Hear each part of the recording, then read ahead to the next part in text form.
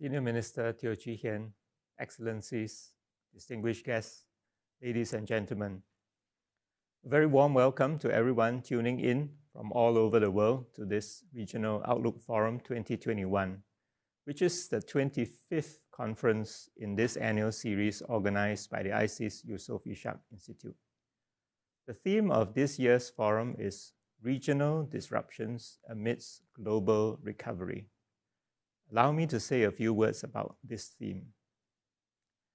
2 years have passed since the outbreak of the COVID-19 pandemic, which is a once-in-a-generation event that took the world by storm, though it is by no means unexpected. Emerging from these clouds, the theme of this year's forum reflects guarded optimism about economic growth for the year ahead, but one that will also be punctuated by continuing disruptions in our region. The global economy is expected to have grown by about 5.9% in 2021, based on the most recent forecast by the International Monetary Fund.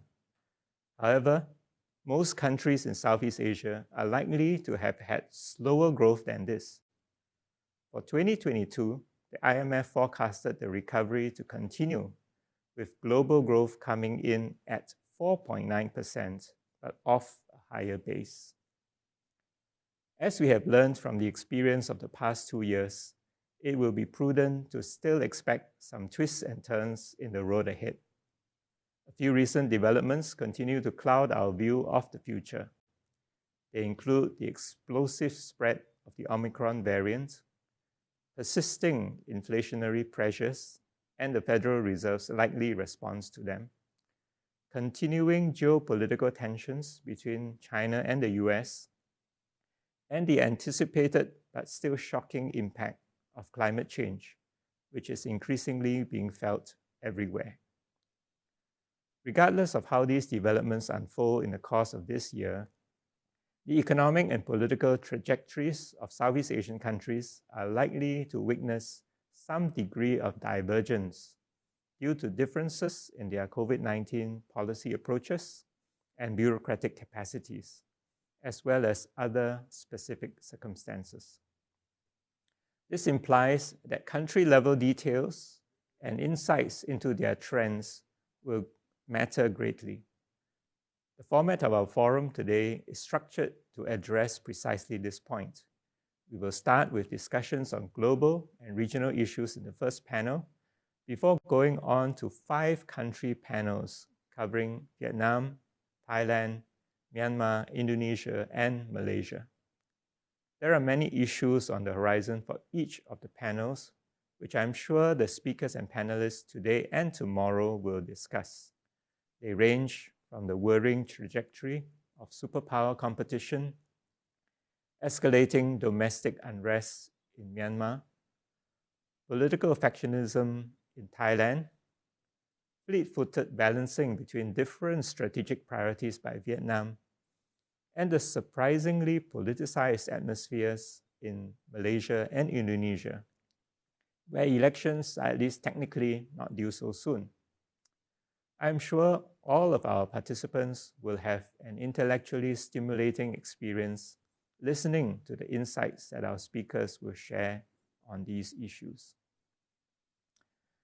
Before I move on to the next segment of my remarks, I would like to express my thanks to the Platinum and Gold sponsors for this year's forum. They are namely Huawei, Mitsubishi Corporation, OUE, SP Group, Mapletree Investments, Nikkei Group Asia, and the Asia Foundation for their generous support that has made the conduct of this year's ROF possible. In particular, their support has made the forum accessible and affordable for the wide audience that we have gathered today. With this, I have come to the end of my opening remarks. Let me now introduce our keynote speaker for this year's ROF. Since last year, we have had a keynote speaker of high stature and unique personal experience to start off the ROF. Our speaker today is Senior Minister Choi Shing Kwok, who is Singapore's Senior Minister and Coordinating Minister for National Security. He needs no introduction for the Singaporeans in our audience, but I will say a few more words about him for the sake of our international participants. Senior Minister Teo oversees the National Security Coordination Secretariat, the National Population and Talent Division, the National Climate Change Secretariat, and the Smart Nation and Digital Government Group under the Prime Minister's Office